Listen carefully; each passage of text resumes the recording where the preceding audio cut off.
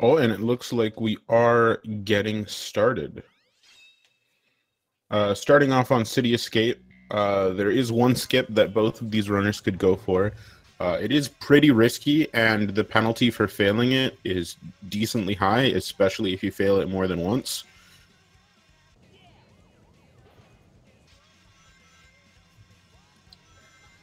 This does start off by using a snowboarding section. It is the only snowboarding part of the whole game, and Tortellini's already done with it. Just Dage coming up to the box section as well, going down the staircase. And going into the second downhill section. Dage going for CE skip, and he makes it first try. Tortellini getting the same problem that affected him during one of his pools matches in which he the game told him to reset. Luckily, his controller disconnect didn't matter. Ooh, it appears to be giving him some decent trouble. Now, this screen is a trap. If you actually do press reboot now, then the game completely takes you out and you have to reload from the beginning of the stage. Reboot later does not appear to have any disadvantages to just rebooting not immediately. Although it is rather unfortunate that Tortellini is having such controller malfunctions after Dage makes City Escape skip.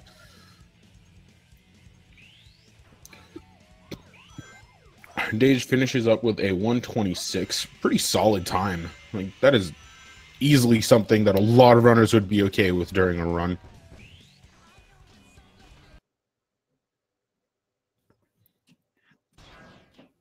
Tortellini showing off the part of the stage that we didn't get to see as it was skipped during City Escape. But Dage is going into the first boss of the run, Bigfoot. Bigfoot's a pretty easy boss. You can mess him up if you're not 100%. But even if you do mess him up, there are a couple backup strategies. Like, you can see Dage actually opting to go for the front right box because he slightly messed up alignment going for the front left one, which is some pretty excellent saving by Dage. I don't know if a lot of other runners would have the foresight to even attempt going for the front right box. So a lot of them would go for a slower back boss strategy. Dage entering the first RNG knuckle stage of the run, gets a free piece in front of the wind tunnel. He also did, oh my goodness, those are some amazing first two pieces. And this third piece isn't even too bad either. Dage is going to be getting a pretty solid piece layout. 18-second Wild Canyon in a no reset run is certainly something that you want to see. Yeah, this is perfect. Unbelievable. Also, Tortellini is now starting on his own Bigfoot, opting for front left box.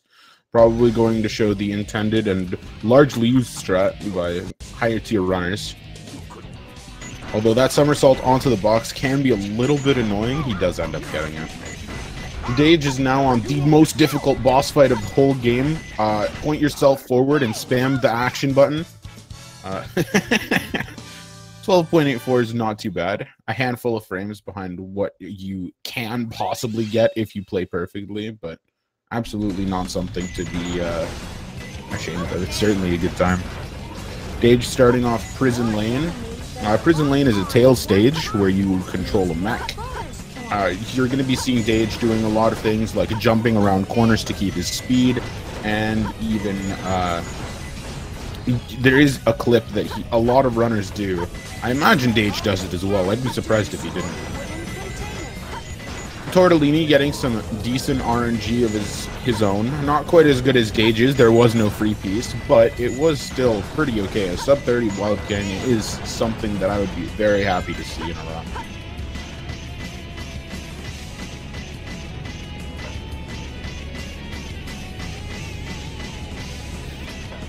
Now, as you can see, Dage is standing in front of this elevator. You can also jump around now to get an enemy you're not supposed to be able to hit from this far back. This opens up a door early. Dage gets the jump to get this badnik, punches the boxes out of the way, and Dage is making pretty solid progress through prison lane. Sometimes the auto-aiming reticle of Tails' mech can be pretty fickle and not want to work with you, but Dage is really showing how well he can get it to work for him. Tortellini heading into his own prison lane. Hopefully he's going to be able to get one as well as Dage got his. Again, 136 is a really good time. I'd take a 136.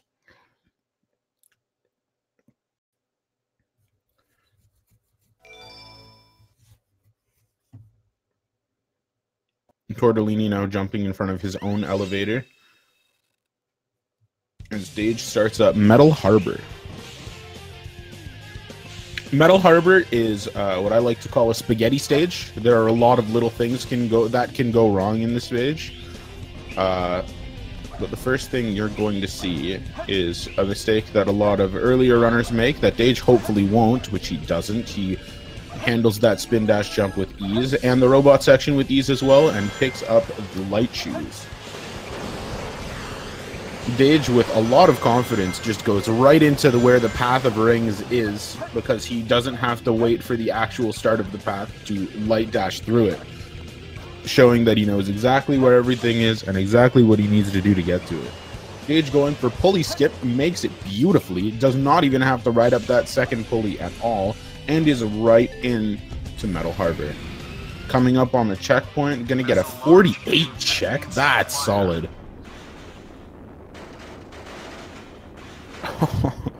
Well executed missile skip. And Tortellini getting a 139. Honestly, that time was not even that far behind Dage. A little bit of spaghetti, and this race is dead even again, because Tortellini is keeping pretty solid pace. Dage going down the second snow. I guess there are two snowboarding sections in this run. Dage going down the second of two, and going to be doing the final loop skip. 121 Metal Harbor. I'd take that. Barely made it.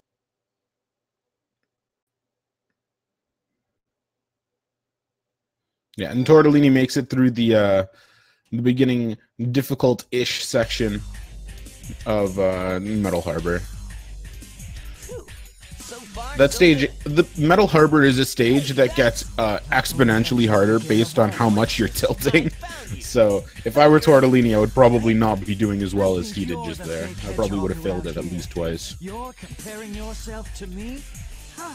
You're not even Dage now entering the set the record straight boss fight, where he shows Shadow that Shadow is the faker and not Sonic.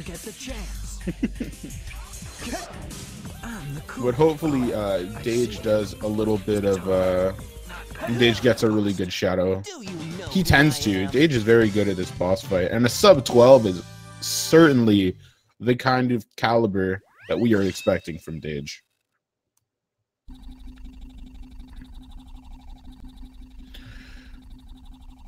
Dage entering another spaghetti stage, as I like to call it.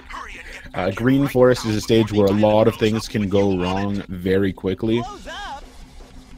But Dage was practicing the stage immediately before the run, so hopefully we'll see something not too bad out of him.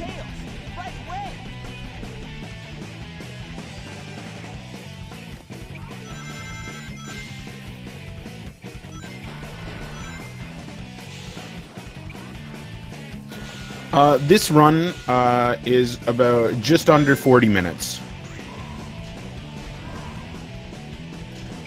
Dage gets a 14 checkpoint 1, which is rather solid. I'd accept that. I believe you can get a 13 or a 12 if you're going incredibly fast, but I'm not actually sure how consistent those strats are. Dage gets the... Oh! I couldn't tell if he fell through the loop or just kind of awkwardly fell off the side of the loop, but Green Forest's collision is certainly not a friend to anybody. Tortellini going for his own Shadow 1, getting an 1144. I would easily accept that.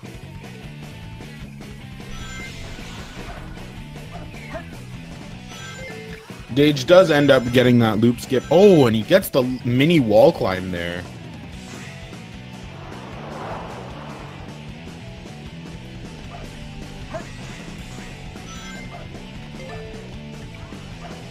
Dage skipping the badnik and going directly for the spring itself.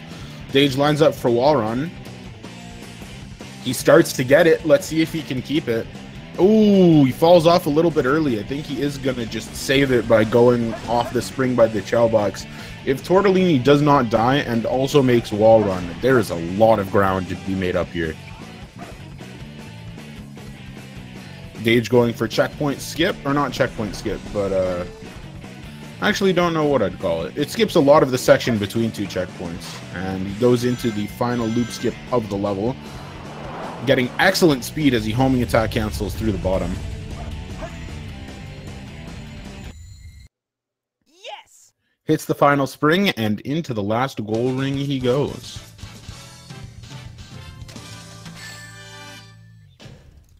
Huh. No problem.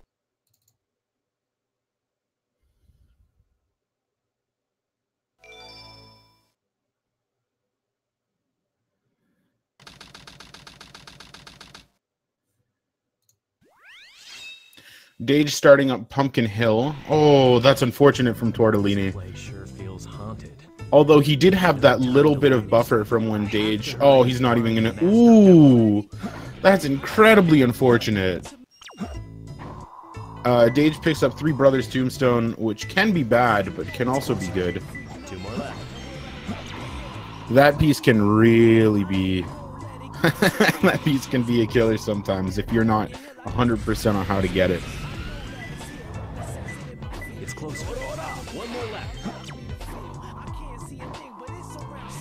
Ooh. Third piece, King of the Hill, is not the kind of piece that you want from Pumpkin Hill, but other than that, this is looking pretty solid from Dage. I found him. Tortellini coming up on the end of Green Forest. Yeah, this is perfect. As Dage finishes up Pumpkin Hill. Dage now about a stage ahead of Tortellini. But there are a lot of tricks you can mess up later in the run. I don't mean to sound so pessimistic, but Sonic Adventure 2 is a cruel mistress. Tortellini getting started on his own Pumpkin Hill as Dage makes his way through the beginning of Mission Street. Dage going to be picking up the Booster Power-Up, which is a very, very useful power-up. Not only because it allows you to do something that should have been unlocked from the beginning, but also because you can use it to gain way more air than the developers intended. Dage unfortunately does miss weight hop, excuse me. So the fact that Dage was not able to get wall run means that Tortellini may be actually able to make up a little bit of ground here.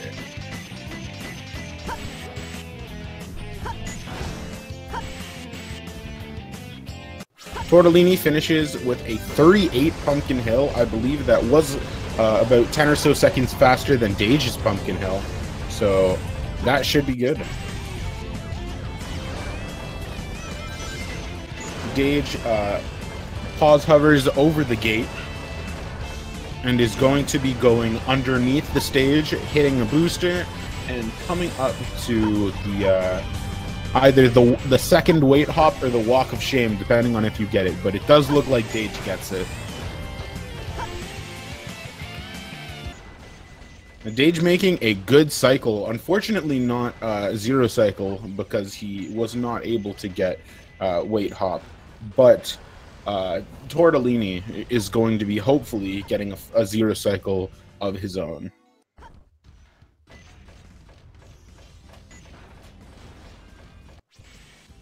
Tortellini makes weight hop. This could be huge. This could be a really big comeback point for Tortellini.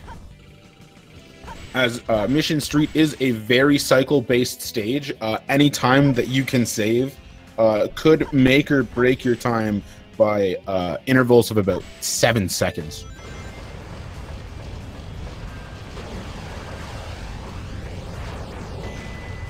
Dage finishing up with a 2:15 on Mission Street. Tortellini makes it over the gate.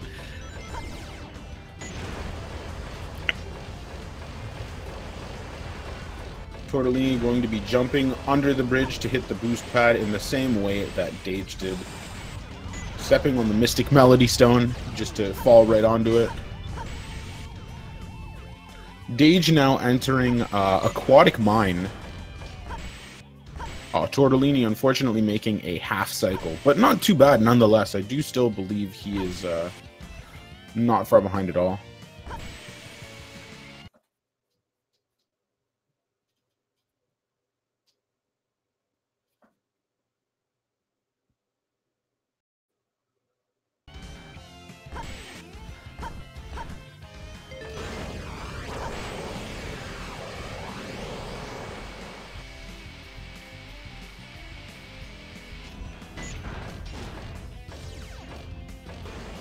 Ooh, Dage goes for the wall run up off of the level sign in order to get container on the shelf. Getting a third piece in Ghost Room, and honestly, that's a rather solid aquatic mine from Dage. I don't quite remember what his first piece was, but his RNG was pretty decent, and he played with it rather well. So all in all, rather solid aquatic mine from Dage.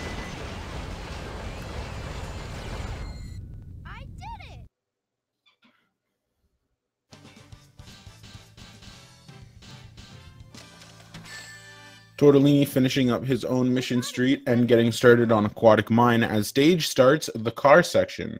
Hopefully he studied up on Geek's Ring Route. Otherwise, he may not be able to squeeze as much time out of this as he can. This section is essentially a glorified auto-scroller, but there are things that you can do in order to keep your time up. It's a far lesser threshold of time that you can save versus lose on this stage than it is on other stages, but if you're not careful, you could lose a lot of time very quickly.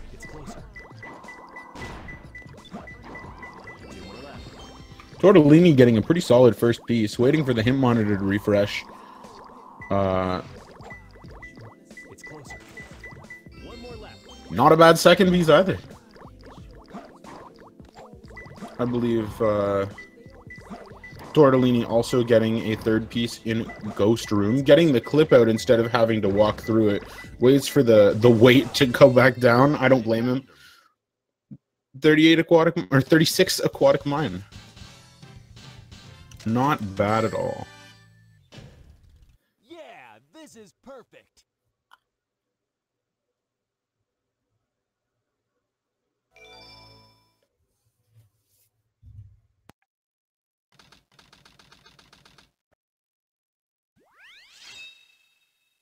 The president must be over there. Let's go.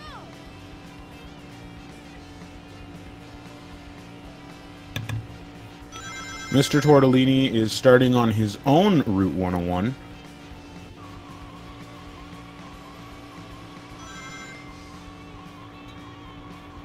Again, this stage can essentially be a glorified auto-scroller, but if you have proper boost management, then it can turn out pretty alright.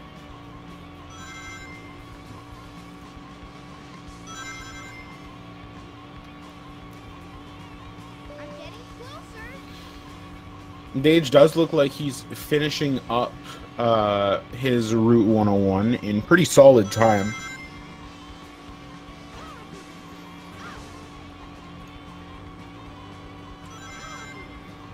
Also, yes, this match is best 2 out of 3. A 2:14 on Route 101 is pretty solid. Although there are a handful of seconds that Tortellini would be able to pick up on from just small little time saves here and there. Tails, did you find the president? Dage starting up Hidden Base. Hidden Base, I would actually wager, is the most difficult tail stage in the whole game. There are a lot of things that you need to do in order to go as fast as you can, and I believe Dage is going to be going for a lot of them. Judging from his position, I can tell that he went for a strategy known as pole jump, which is a variant of the a skip called GameCube skip, because for a long time it was thought you could only do it on GameCube because of a wall that did not exist on GameCube but does in the other versions. But it was found there was a different wall you could clip through on the HD versions that essentially does a similar thing but not as fast.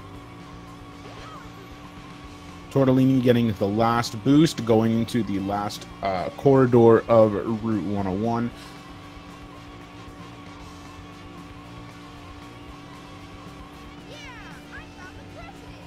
57 check, not bad at all.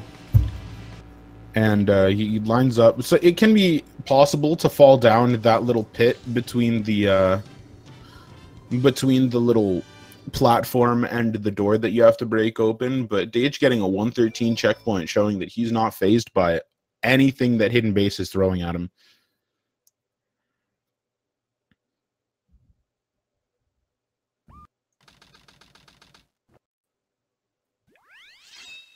Dage going for another small skip right there. That little clip out saves him from having to shoot 9 missiles at a door.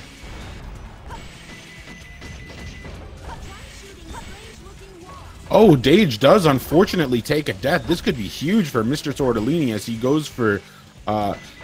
originally plans to go for GC skip, but opts not to go for it and instead go for the Axle Jump.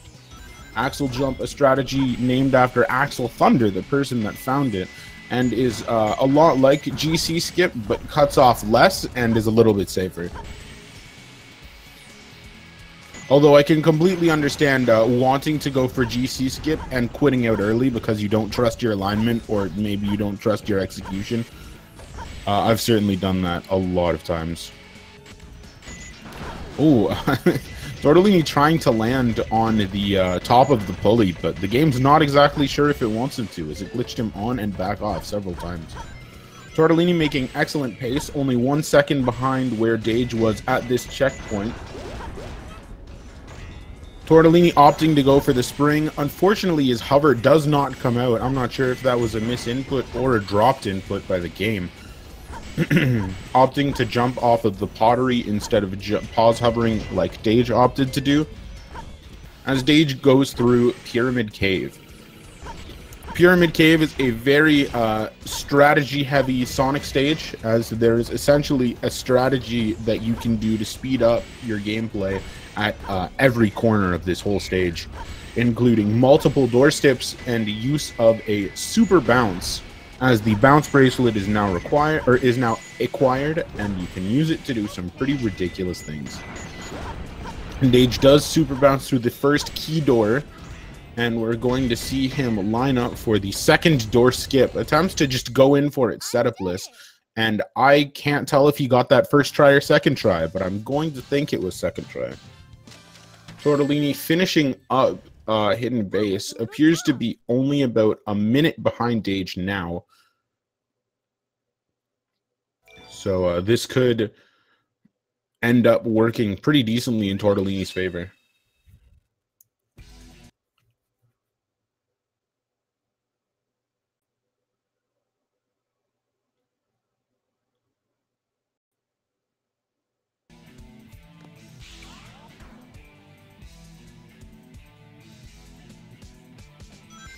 Tortellini starting through this opening tube. This tube is a lot of maintaining your momentum forward, as when you are in ball form, you build up a lot more speed instead of just being in run form and staying at a consistent speed. Tortellini does get the Chow Box hover and goes directly into the light dash rings for the bounce bracelet, and Dage gets a 134 Pyramid Cave. Tortellini gets ready for the first door skip. I cannot believe that was enough height, but good stuff to Tortellini for actually making it high enough. Tortellini going all the way right for the ghost manipulation, lines up for the door skip, and does get it first try. Now, the reason that running all the way to the right is something that Tortellini does is that there is a ghost that decides it really wants to hug you in front of that door skip, and it can lose you a lot of time if it hits you. A lot more time than just running over to the right for a little bit. Dage starting up Death Chamber. I believe he got a piece in core and took a death strat so that he could get a better second piece, and his second piece is rather solid. Beauty and the Beast is such an easy piece to get, and I say that it's such an easy piece to get because it is literally there is a clip out named after the Beauty and the Beast block that is used on a lot of the parts of the stage. So if something is so accessible it can be used for a very easy clip out, as Dage just did after taking another death, then certainly it's a good piece to get. Dage finishing Death Chamber with a 45.89. Pretty solid use of death strats, and honestly, all around, pretty solid RNG. Execution was well done as well. Tortellini goes into his own Death Chamber. If you can get 3 pieces that are well enough together without using death strats, then he has some time to save on Dage, but that is certainly easier said than done. Gets a pretty bad first piece and just resets to get a better second one. Goes for the upgrade. The hammer gloves allow Knuckles to break iron blocks, as you're going to see him break right here in front of this hourglass. Dage on one of the most annoying bosses in this whole game, right in the double desert boss gauntlet, as I like to call it. King Boom Boo is a boss that you have to disrupt his light source and then hit him a bunch of times. Although it can be difficult to actually hit him multiple times. It can be hard to keep the right amount of speed, but Dage goes into it with no problem and gets a 44 second King Boom Boo. Tortellini unfortunately taking multiple deaths for better pieces. As Dage goes into, in my opinion, the harder boss out of the two of them, Egg Golem. Egg Golem is very difficult because of what I believe is a 5-frame input window for a trick that you have to get 5 times during this fight. Although it can be 4 if after the 4th one you land on his arm and just spin dash jump onto the top of his head. But it looks like Dage actually has no problem getting Egg Golem first try. Nicely done. Tortellini getting a 108 Death Chamber. Although I'm not quite sure how much time was added onto that with deaths. Yeah, this is perfect. Dage is now both of the long bosses ahead of Tortellini as he enters Eternal Engine. Eternal Engine is not a stage that gets fully completed. There is a pretty major skip, and I'd be very surprised if either of these runners did not go for it. What the? Ghost?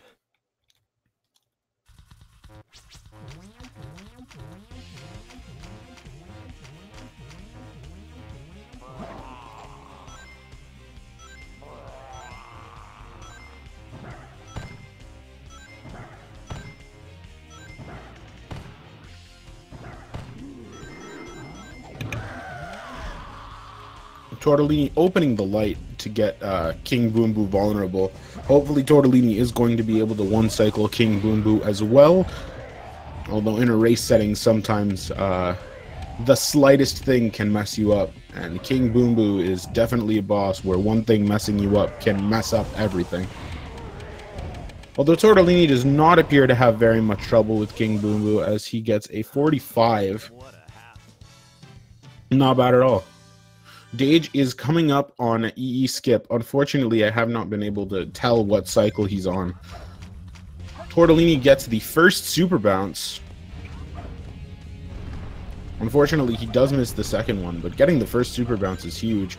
Dage does first try EE skip. Not bad at all.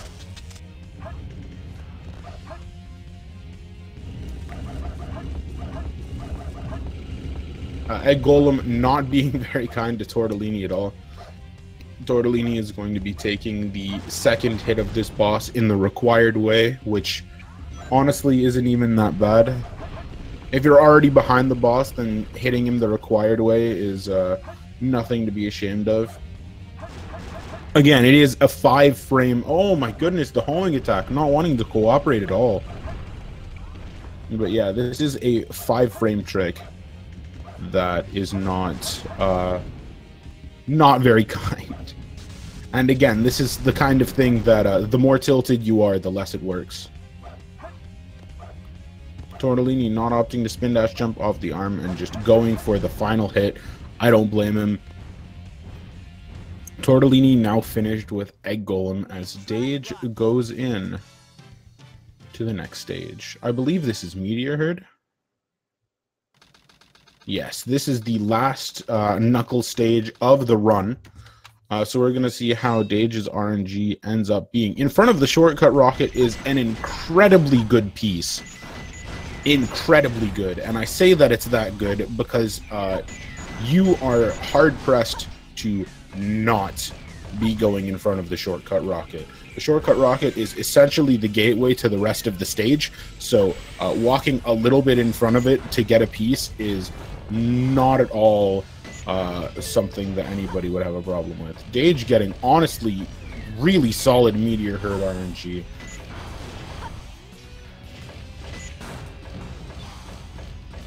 Tortellini careful to not hit both dynamite packs, as if you do, then when you go to hit that switch, you might get sucked out of the stage.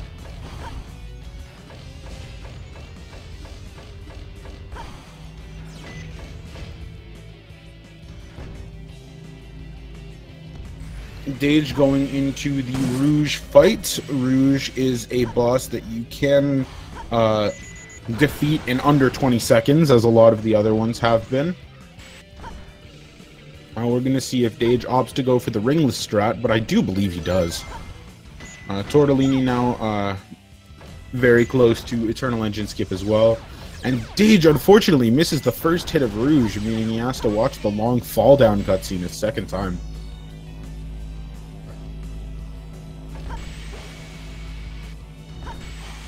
Does get the first hit the second time around. And Tortellini does also first try clip out Eternal Engine.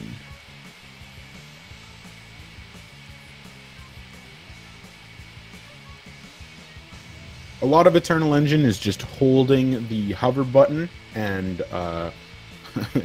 holding down right. As you can tell, Eternal Engine is very execution heavy past the skip. But Dage is going for a non-sarcastically execution-heavy stage, Crazy Gadget. There are so many different things that you can do in Crazy Gadget just to speed yourself up a little bit. The first thing that is done is you actually do not swap the gravity back, and you do the first part of the stage in upside-down gravity using specific tricks to gain more height than you're supposed to so that you don't have to watch Sonic flip the gravity twice. Dage does go for CGSS, and unfortunately does not make it. Although he was able to grab that checkpoint. That checkpoint, if you're not super specific about grabbing it, sometimes it just will not function for you. Dage missing CGSS a second time. This skip is not very kind. This could be Mr. Tortellini also getting in front of the shortcut rocket. Interesting. Very interesting. Okay. For a moment there, I thought they were going to get the same piece set. Or at least I was wondering if it was possible, but apparently not. Dage going to not... Or Dage opting to not go for CGSS anymore, opting to maintain the lead that he has and not risk losing it to a skip that would not save too much time. At least not with the amount of times that he was unable to successfully pull it off, which I can honestly completely understand. CGSS is rather difficult. Yeah, this is perfect. And it's another one of those tricks that the more you tilt, the less chance there is you get it. Although, if Tortellini does make first try CGSS, if he goes for it, then this could be a pretty huge, what's it called? This could be a pretty huge comeback point for him. Your Emerald, talking to you is a waste of time. Don't count either runner out of this race, guys. Very well. If that's how there is still a good amount of annoying, difficult stuff left. Tortellini does opt to go for the safety rings at the beginning, which, of course, you can't really fault someone for going for. If they're not completely comfortable with the ringless route, then there's not really that much of a time loss. Like the final times of the two runners was only about 2 seconds off, and that's not including the death that Dage had at the beginning. Dage does go for puzzle skip and finishes Crazy Gadget in just under 2 minutes. Tortellini showing in more clear detail what Dage did to not need to swap the gravity back. That jump into the glass tube can be very fickle. The game does not like to give it to you sometimes. Tortellini gets the checkpoint before CGSS. If Tortellini gets this, then this is a huge, huge time save. But it looks like he's instead going for CGS, which is does not cut off as much as CGSS does, but it does cut off a very solid amount. Oh, Tortellini getting into a little bit of trouble with the artificial chaos. Oh, that's very unfortunate. That is a costly time loss. Tortellini does go for it again. I do not believe he got a proper landing after he got hit by the artificial chaos. Maybe he meant to jump immediately after getting hit, which he does do there, and he does kill that artificial chaos. So I guess that shows that. Dage going into Final Rush, I do believe he's going to be going for Final Rush skip. He gets the checkpoint. And there he goes. It looks like he is going for the bounce variant of Final Rush skip. But now to see if he gets it.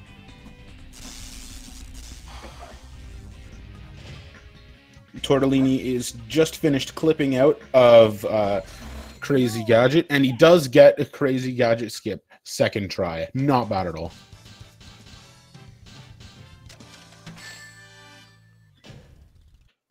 Dage is now falling through space infinitely. Eventually, the textures for the level will appear again.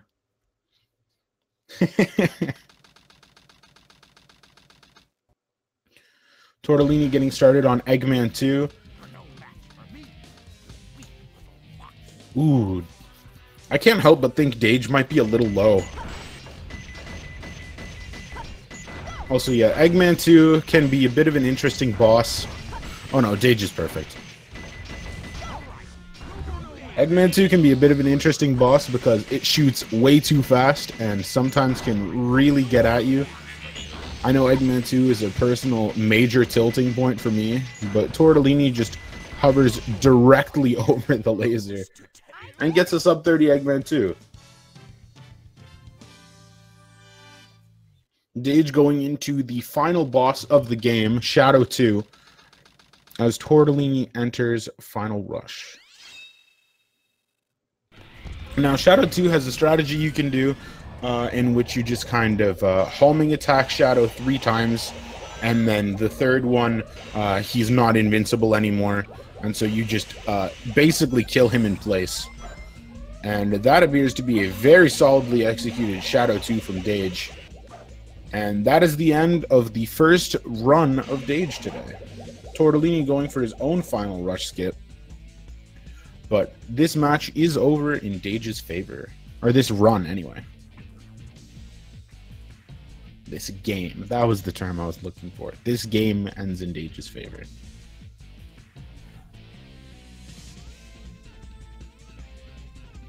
Tortellini gets the turnaround.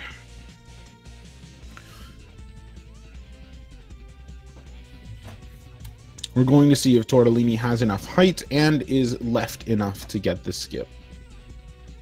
He does like to align himself a little bit further to the left in the cloud circle than I believe what Dage was doing, but that is a minor variation. Some people believe it's better to hold left. Some people believe it's just better to be in the middle. We're going to see.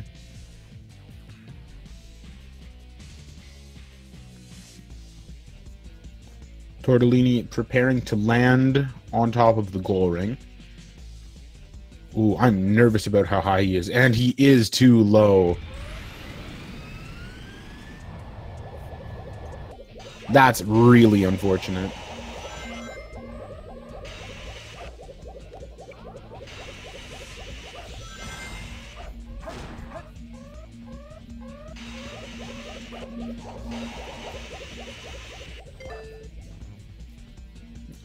Tortellini is going for a second attempt at final rush skip. It does look like he's aimed at least a little bit higher this time.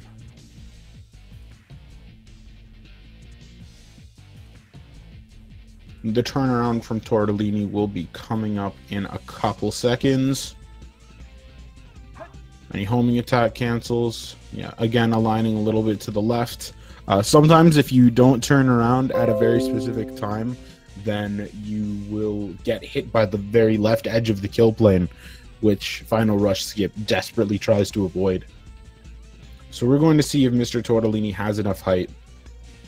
Unfortunately, you can't really tell how much height you have until the textures of the level start loading back in. Oh, I think Tortellini's high enough. Tortellini should be high enough.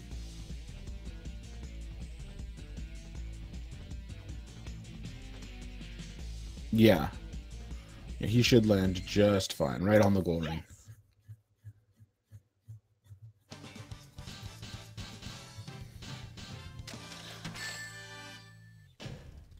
Huh.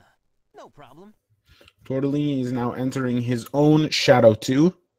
We're going to see how that goes for him.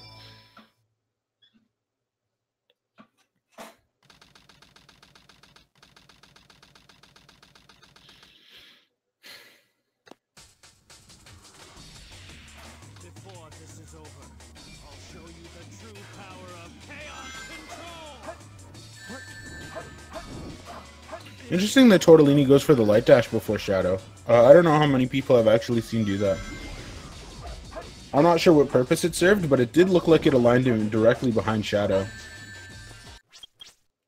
Tortellini showing us how easy Dage made it look, despite the actual difficulty of the fight. If your timing is not incredibly good, then Shadow does not want to work for you.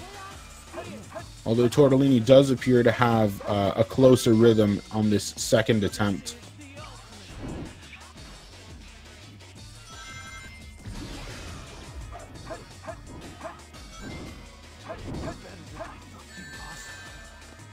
As Tortellini does finish up Shadow 2, this is the end of the first game. All things considered, Tortellini did not finish that far behind Dage. I would love to see how much the actual difference was if you just cut out all of the Tortellini's controller malfunctions, but not bad.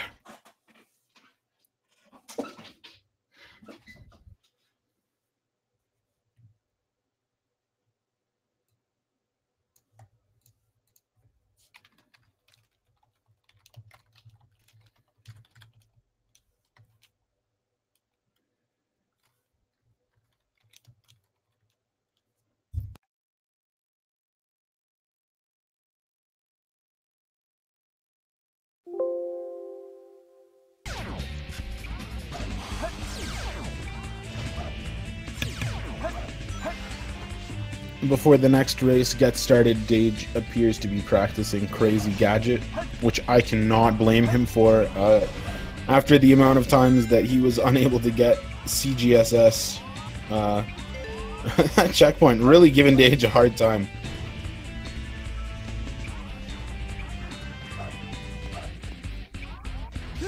Ooh. It was interesting. It looked like he was going for the Shibake alignment, which is an alignment.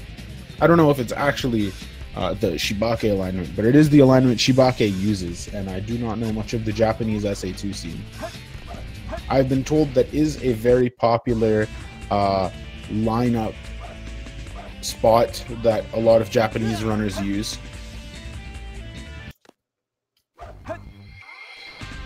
Which is kind of interesting that there are still regional differences between the different regions of places that speedrun games.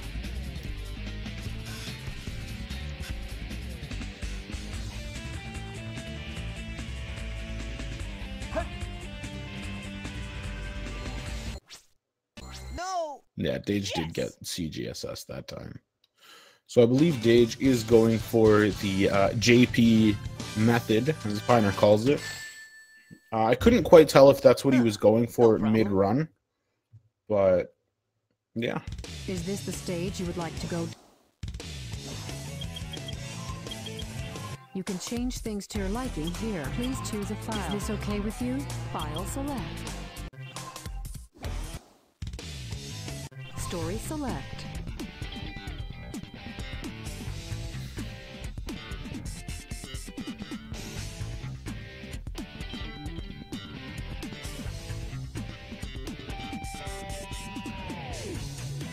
It appears that Dage is getting ready to start run 2, game 2 of this best 2 out of 3. And Tortellini appears to be readying up in a similar fashion.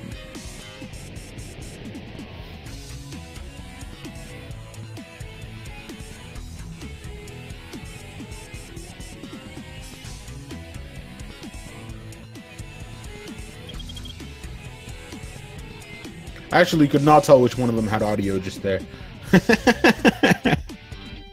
Okay, so it does look like Dage has audio.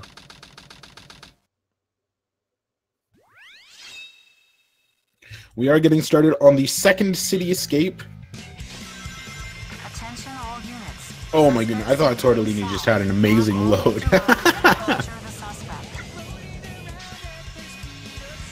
Again, this snowboard section is not incredibly difficult, as long as you get all of the jumps off of the ramps and don't get yourself caught on the corner that both runners just didn't get themselves caught on, then it's pretty easy to get caught up. This is probably the main section of the run where a lot of people lose time. The time after the snowboard section and before the first check. Dage going for CE skip. And he did get it. Tortellini, unfortunately, I do not think his alignment was even good enough for him to attempt it, which is why I do not believe he attempted it. With Dage going through a bad camera rail section. Sonic Adventure 2 camera giving him a little bit of trouble. As he starts up truck section, and Tortellini is on his way there. City Escape Skip is such a huge make or break for a lot of runners during their personal best attempts. The fact that you can't just reset when you don't get it in a race is a little bit jarring, but Tortellini still trying his best to go quickly through the non-skipped section of City Escape. Dage going into his second Bigfoot.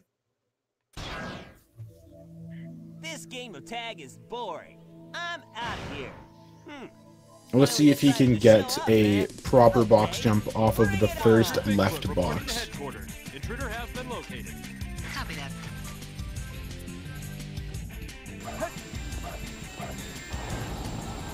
Dage gets the first hit, and he is going off of the front left box this time. This is Spider Troop Bigfoot. Bigfoot to headquarters. So, what? We think we shut the enemy and request backup.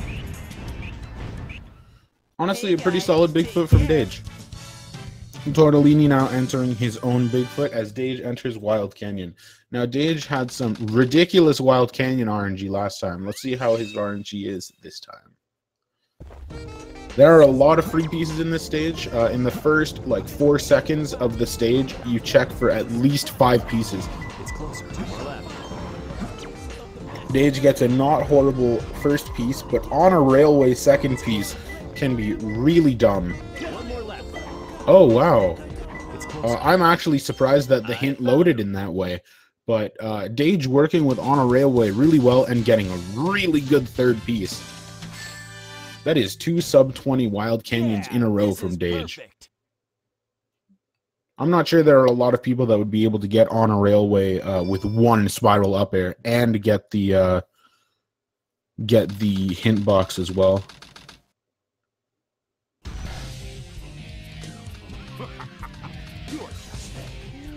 Dage going into spam BRX the boss.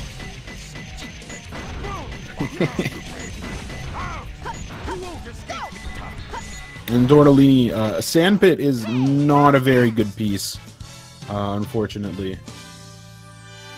As it is moving and it is far away. But Tortellini does end up finishing the stage with a 33. Dage starts off Prison Lane. Let's see if he can beat the Prison Lane he got last time. I believe he got a 136.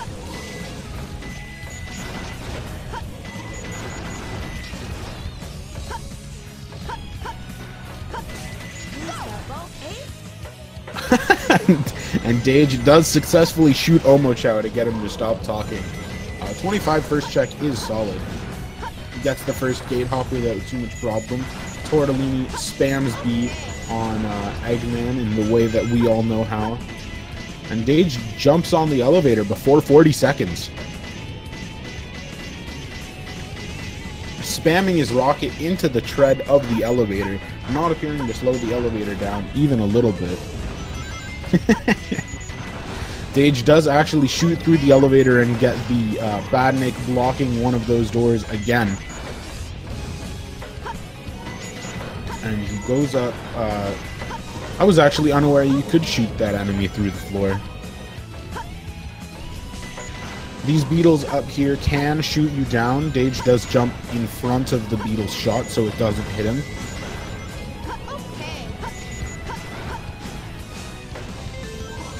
A 123 checkpoint is absolutely nothing to sneeze at. Dage gets the second gate hop. It looks like, I can't tell, the suspense. I believe he did.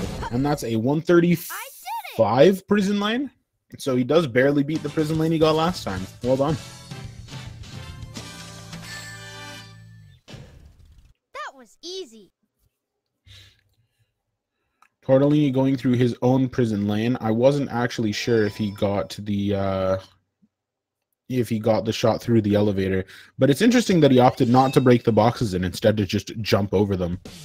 I don't actually know if that loses or saves too much time in either direction. Dage going for underloot. As Tortellini continues to go through prison lane, unfortunately not very well accompanied by his camera. Dage getting an 18 upgrade where he got a 20 upgrade last run. So it looks like Dage's execution is better now than it was last run. Let's see if that keeps up. Tortellini getting a 145 prison lane. Dage lines up for pulley skip. First spin dash doesn't look like it's going to get it, but the second one does get it.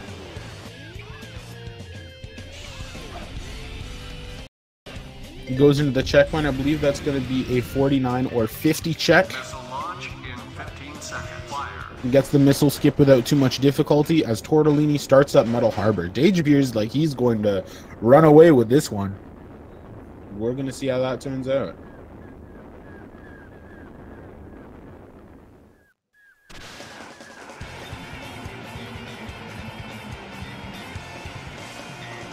Tortellini advances through the stage. We're going to see what his upgrade timer is. Looks like it's going to be a 20 or 21. It is a 21. As Dage gets a 119 on Metal Harbor. Nicely done. And getting sub 120 on Metal Harbor is certainly what you're aiming for, and I would gladly accept that.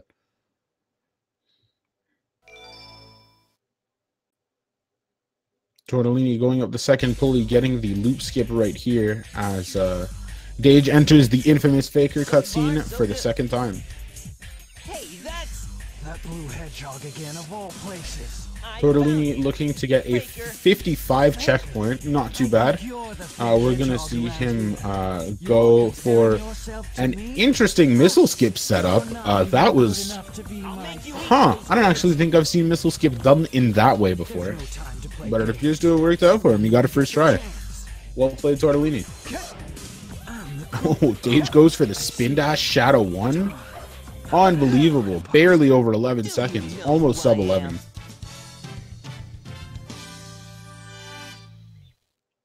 Tortellini goes for the final loop skip of the level, and he gets a 129. Not bad at all. Little bit of race trivia for you all. If you hold right during this cutscene, you touch the boost pad a frame earlier. One frame does not matter in a race most of the time.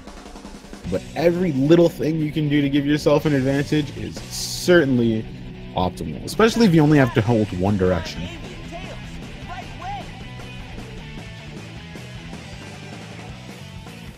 Dage does appear to be on very solid pace. We're going to see how Green Forest treats him. And he cuddles the mushroom. Unfortunate. Yeah. For some reason, Sonic Adventure 2 allows you to pick up random items in the level. I believe it's so that you can throw them at enemies. But also, if you continue to hold B while you move the control stick, your character kind of holds the item close to you and moves it back and forth.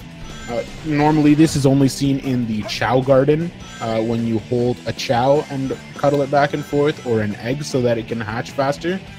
But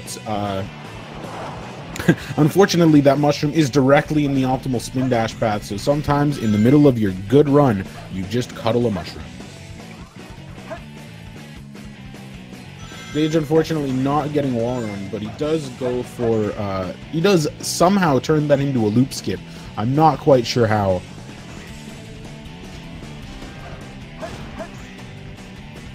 Tortellini starting his own Green Forest. Let's see if a similar fungus-related fate is in store for our pasta friend. And it's not.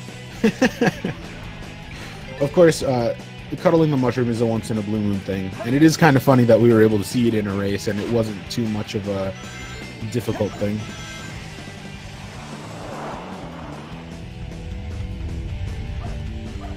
And Dage does finish up Green Forest. Yes! Tortellini gets a little bit of a weird loop skip, but that's a little bit of a weird loop to skip, so I can't even blame him for that. No problem. Green Forest's loops are actually pretty ridiculous.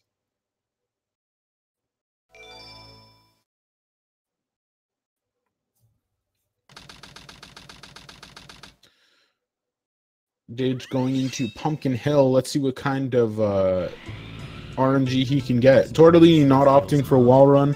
I can understand completely why. Wall run is a very difficult skip, and getting it in a race is pretty ridiculous.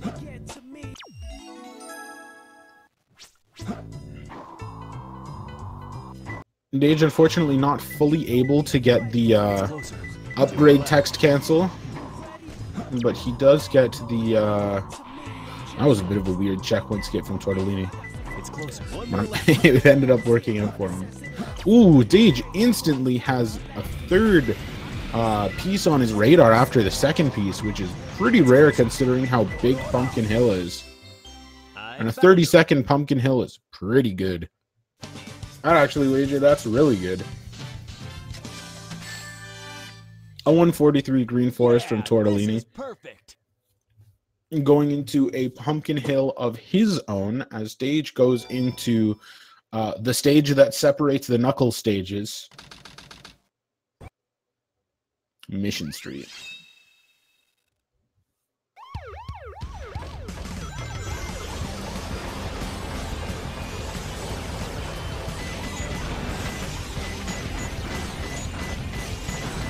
Now, unfortunately, last run, Dage was not able to get Weight Hop, but I do want to see if he's able to get Weight Hop this time. Tortellini getting potentially a very bad piece, and there goes the potential for that to be a good piece. Double containers on Ghost Train Mountain is a pretty solid first piece, but double containers on Pumpkin Mountain is arguably one of the worst.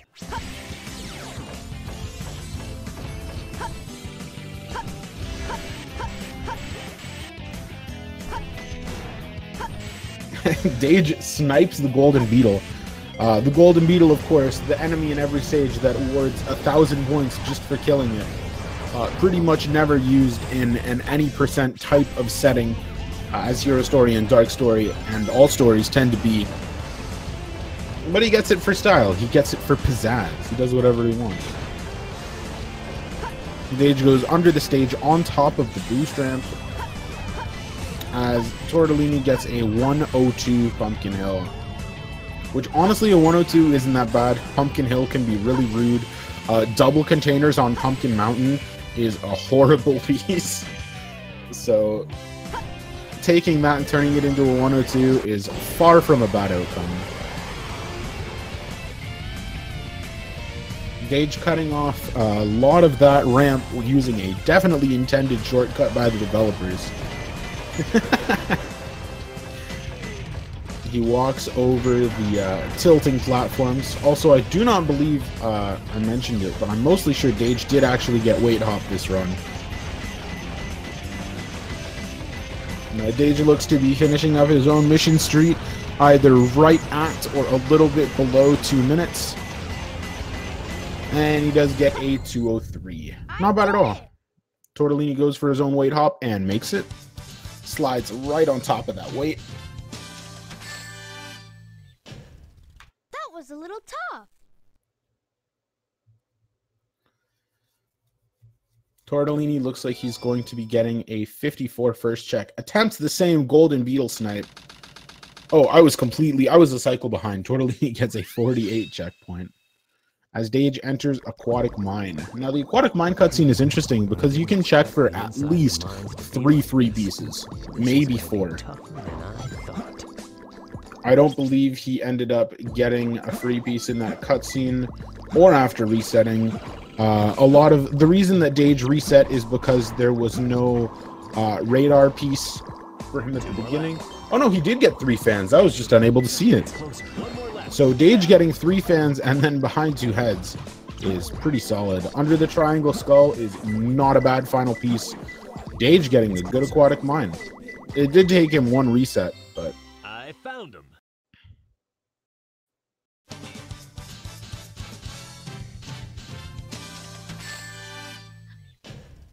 Yeah, this is perfect. Tortellini going up his own mission street. Sorry, I always laugh at that section because Tails does not do well against inclines. So every single speed run has Tails slowly walking up an awkward incline, and the mech just looks ridiculous.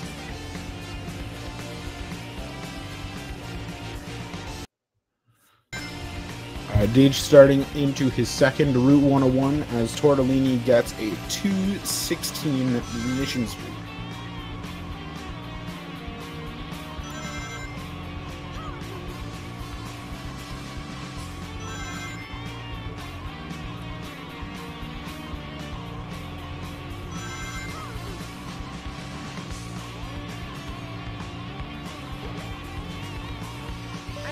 Dage readies a boost for after the next incline.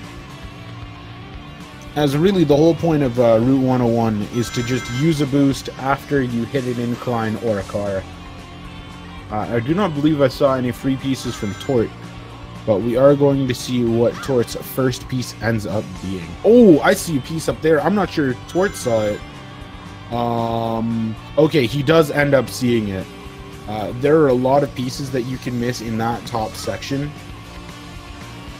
And Tortellini was looking around for which skull fence it was at the bottom of. His final piece being wooden box on a steel beam. I do believe that is in the ghost room, but I could be wrong, and I do believe I am. Oh no, it is in ghost room, but Tortellini was just checking to see if I was wrong.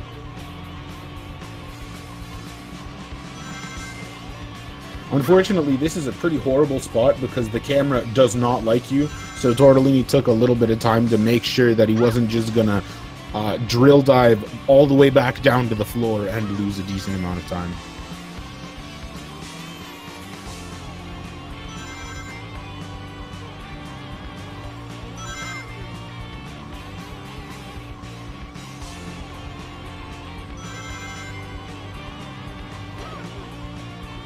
Tortellini starting his own Route 101 right about as Dage enters the final corridor. Looks like Dage is going to be getting a 2. I can't quite tell.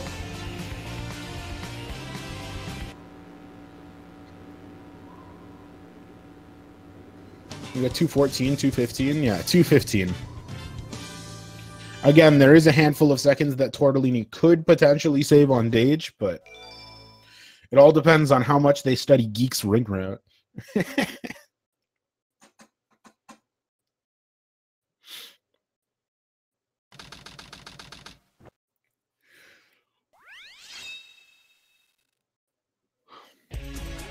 Dage starting up hidden base. We're going to see if he did actually go for pole jump last run. I believe he did. Okay. Try shooting strange-looking walls. You can find your way out. Yes, he does go for pole jump. Pole jump is a lot like the way that people do GC skip on PC, except because you get so much height, you can just go all the way left. Okay.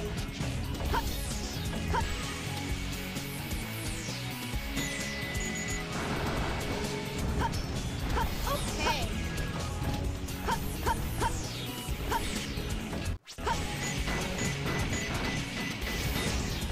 Dage does appear to be going through hidden base, getting a... He would have gotten a 49 checkpoint, which is very good on hidden base. Dage just really like asserting dominance at this point. The first race looked a lot closer. And getting the pause hover over all of those normally shoot to break walls. Dage showing that walls don't actually mean anything when you're a rocket-powered fox in a mech. Tortellini getting the last boost of the mission and finishing up his own Route 101. Dage going through another shoot-through wall skip. Gets all 3 of the dynamite packs that you're aiming for over there, although I'm not exactly sure what stops Dage from being able to just finish the level, actually.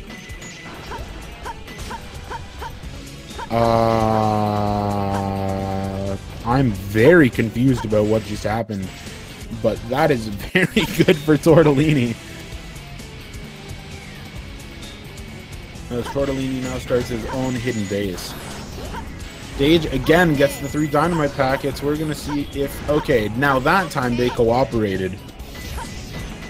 And Dage does end up finishing the level. Okay. We're going to see if Tortellini goes for GC skip this time. I do not believe he trusted his alignment last time. Maybe didn't think he had enough height. No, he does not go for GC skip this time. Actually, maybe he's not going for GC skip at all, and he just uses that to skip the door and then goes for axle jump. I don't know if I can tell.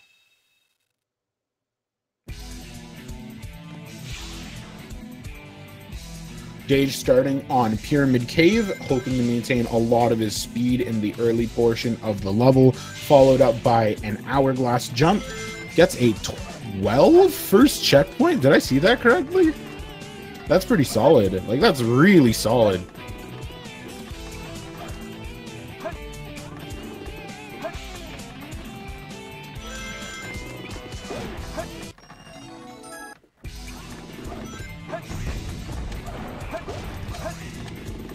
Spring not exactly playing the nicest with Dage, but he does get the super bounce through the first door skip.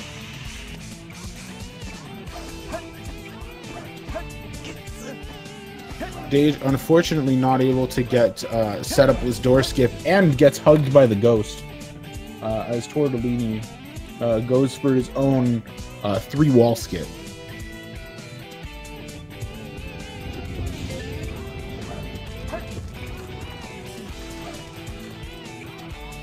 And Tortellini gets all 3 dynamite packs the first time. He gets them the second time.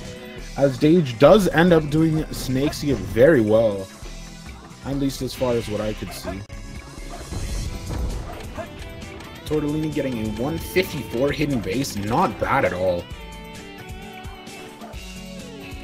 Dage going into the final bounce of the stage. Homing attack cancels right into that goal ring. Overall, pretty solid pyramid cave from Dage. 131, even with 3 attempts at second door skip.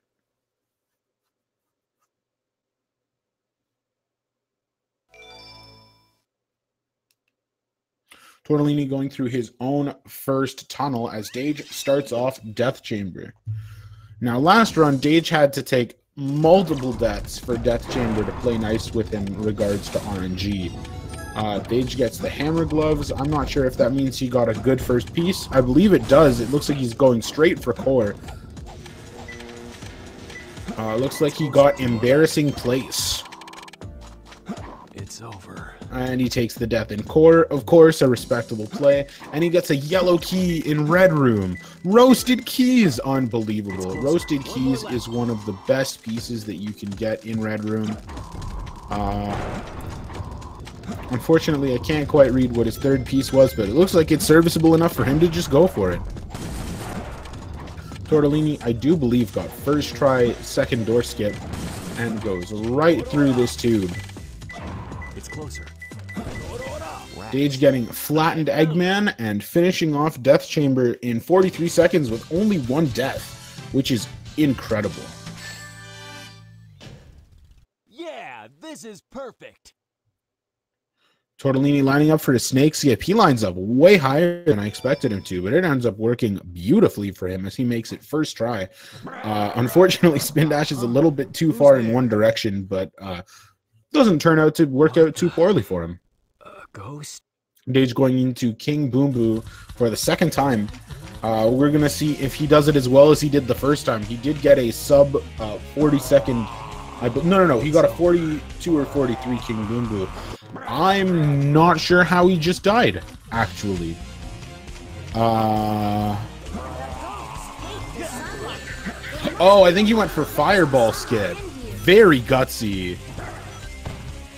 Fireball Skip is actually a method you can do to skip the very long part of the Boom Boo fight where King Boom Boo just chucks fireballs at you before you can actually get access to hitting his little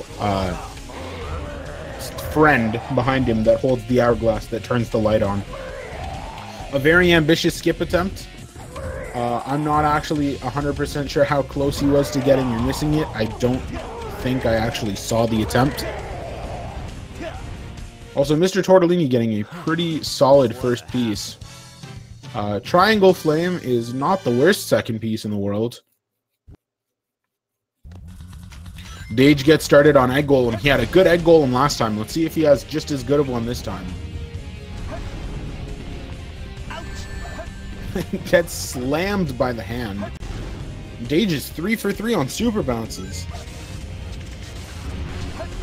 Gets the 4th hit, lands on the arm. Oh, ooh. Homing attack not quite working with Dage, but he still gets a beautiful Egg Golem. Tortellini taking a death after his second piece, hoping to get a red room piece. Unfortunately, does not. Instead gets it's floating between the flames. I don't believe that's too bad of a third piece. Ooh, it's in green. Dage starting off on Eternal Engine. Trying to go for the Eternal Engine skip as always, but more difficultly, I suppose is the word for it, trying to go for first cycle. The platforms in this stage are cycle-based, as they are in several other Tail stages, most notably Mission Street. And so getting the first cycle of platform movements gets you a very fast time.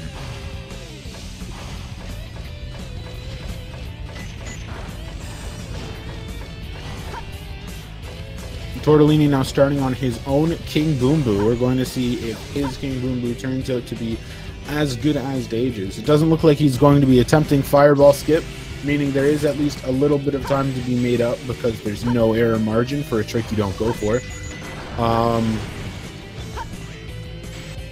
Let's hope Tortellini can get first cycle and come a little bit closer to where Dage is at.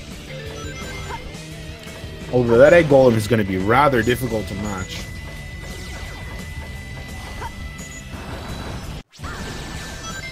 Dage getting hit by that beetle is rather unfortunate, but he is still able to get a decent cycle on Eternal Engine.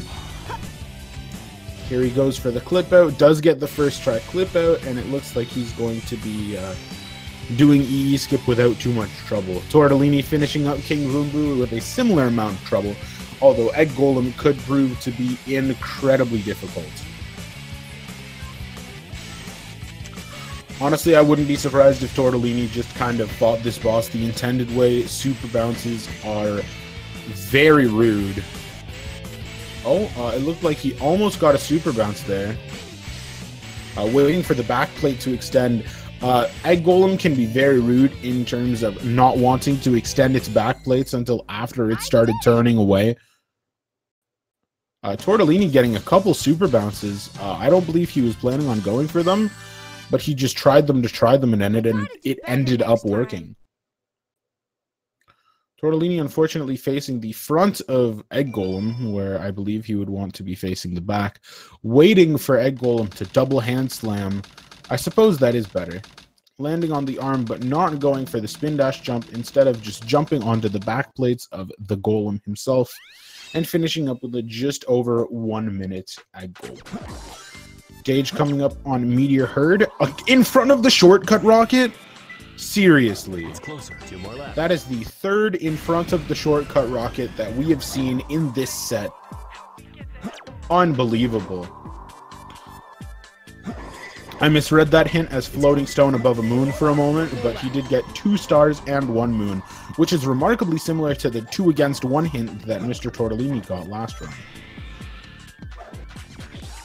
I do believe Dage got a high arc piece for his third piece. Not the best, but oh, not the worst at all. 36 Meteor Herd is certainly something that I would be down to get.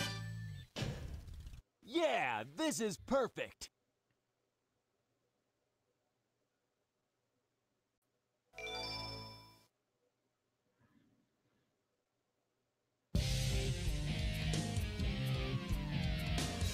Tortellini going through his own Eternal Engine for the second time, breaking that dynamite pack for style. It was a waste of time. I'm sure if Tortellini knew that Dage got in front of a shortcut rocket for the second time, he would personally be hoping for in front of a shortcut rocket for a second time as well. Although the chances of that happening are incredibly, incredibly slim. I never lose. Get away from my emerald. Dage having a reasonably solid Rouge fight, not taking a similar death to the one he did last run, which is good because that last death, I don't even know if it made incredible amounts of sense. Dage starting up Crazy Gadget as Tortellini does make Eternal Engine skip with the Dark Pro method.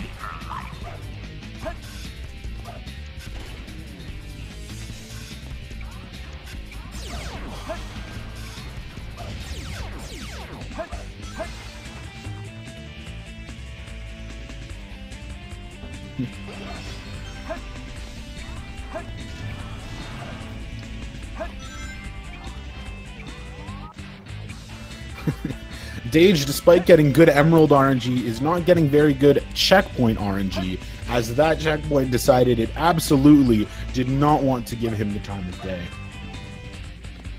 Tortellini finishing up with a 208 Eternal Engine, not bad at all. I do believe Dage just made first try CGSS, at least the clip out. Let's see if his alignment's good on the goal ring. I believe it is.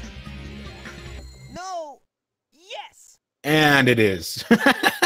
That was intense. You couldn't quite tell just by the game. I suppose you could as the game started fading up to white, but for a brief moment there, you were just kind of waiting in suspense for Sonic to say yes. Although Dage being done with Crazy Gadget as Tortellini enters Meteor Herd does not mean good things for Tortellini. And unfortunately, Tortellini does not get the 4th in front of a shortcut rocket.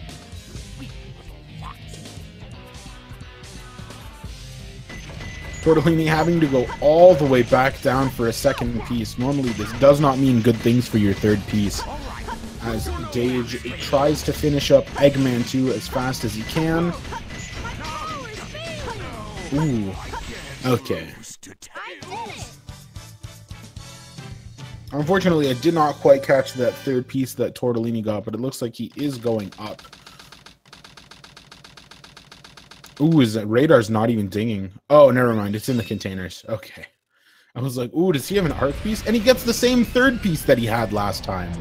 Interesting. So last run, both runners had the same first piece. They're very similar pieces on Meteor here today. That's really interesting.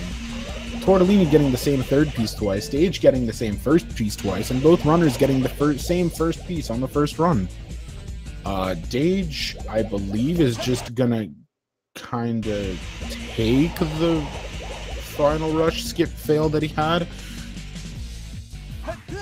Okay, Dage was going for fast FR, I think. Resets the stage because that checkpoint is actually not very helpful. I don't think personally you can get enough speed to be even comparable to the amount of speed that you normally have there.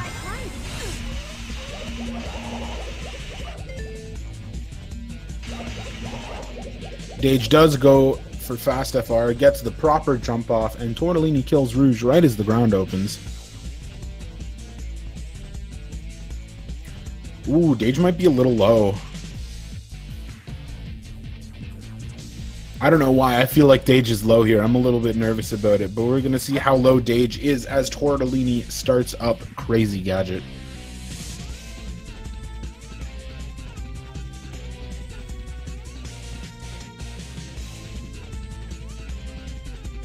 Ooh, Tortellini, unfortunately, getting harassed by this chaos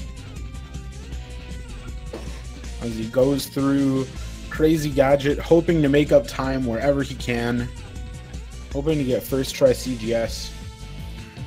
I think Dage is actually going to be good. I thought he was a little bit too low. Ooh, actually, it's going to be close. Ooh, it's going to be close. I think he's too low. Oh, no. Oh, no, he's just... Oh, my goodness. Dage was barely high enough. Huh. No problem. 119 final rush. I'd accept that. I'd easily accept that. That's solid. Tortellini going through Crazy Gadget skip. Getting the spin dash jump to try and get the big artificial chaos as Dage goes into the final boss of what looks like it could be match point for Dage.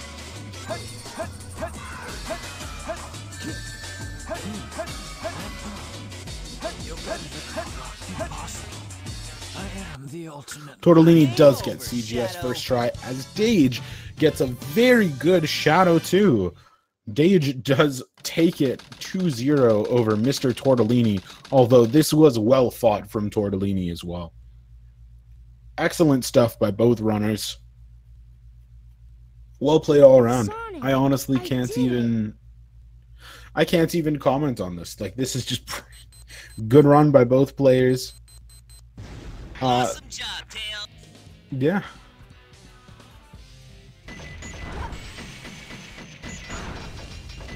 Tortellini is now on his own Eggman 2.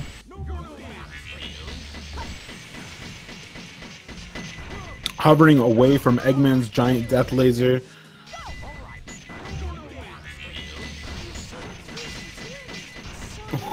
Oh, that was so close. Tortellini's trying to spam Vulcan cannon shots through Eggman's giant death laser. Unfortunately, not quite working out for him.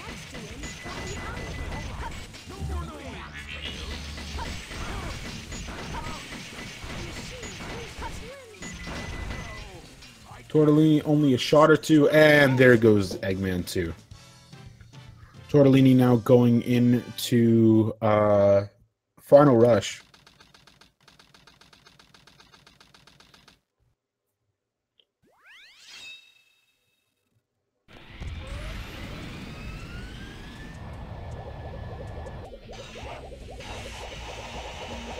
We're going to see if Tortellini makes final rush, or if he decides to meme a little bit and go for fast FR, like Dage did with what I believe was I don't know, in my heart of hearts, I feel like Dage messed up a final rush attempt. and turn it into a fast FR attempt. But in any case, Tortellini is going for this final rush skip.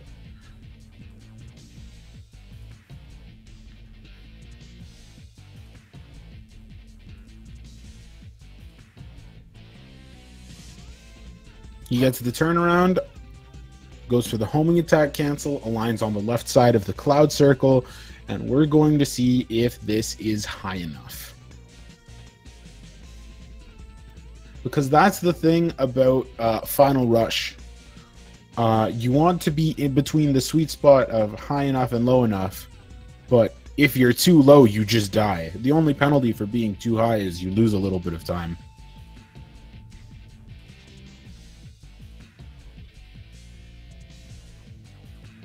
Ooh. Yeah, Tortellini swing all the way right so that he doesn't hit the kill plane, but he is unfortunately too low.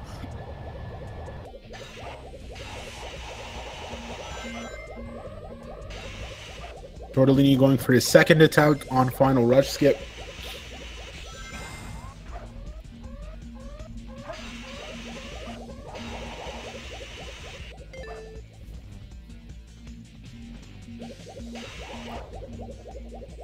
He lines up.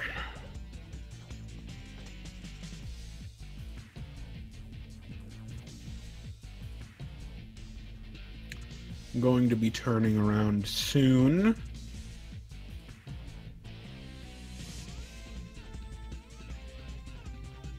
And there's the turnaround.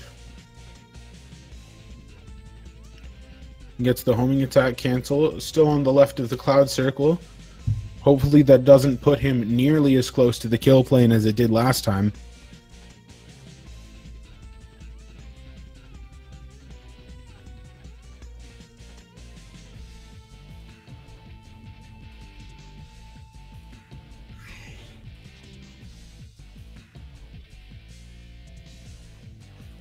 Yeah, he looks a lot higher this time. This should be good.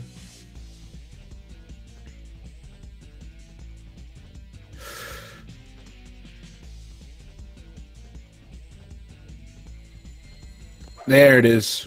Yes! Tortellini makes his own final rush skip, and we're going into Shadow 2.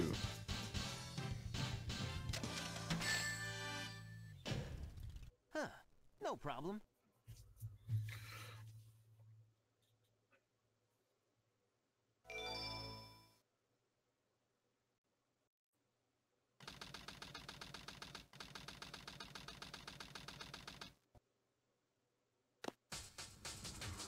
Here it is, Shadow 2. Again, sets of 3 homing attacks, properly timed. There are actually 2 different timings that you can use in order to hit Shadow. Some people go for 2 quick homing attacks and delay the third one a lot. Some people kind of space the delay so that the third one will hit. So that they go 1, wait a little bit, 2, wait a little bit, 3. But it's certainly up from runner to runner. The only thing that matters is whether or not enough time has elapsed. And for Tortellini, enough time has elapsed. 41-44, Tortellini finishes his second race of this best of 3. And unfortunately, that does look like it's the end for Mr. Tortellini's bracket performance. Sonic, I did it. But all in all, he performed pretty well, and unfortunately, not very many people are expected to pull out ahead of Dage. Sonic! Look outside. Good games to both runners. Thank you very much for coming out to join me on Speed Gaming 2 for Dage4 versus Mr. Tortellini in the Sonic Adventure 2 Speed Gaming Hero Story Tournament. I've been honored to be your commentator for the past couple hours. I believe it was just under 2. Thank you for coming out, and I appreciate you all.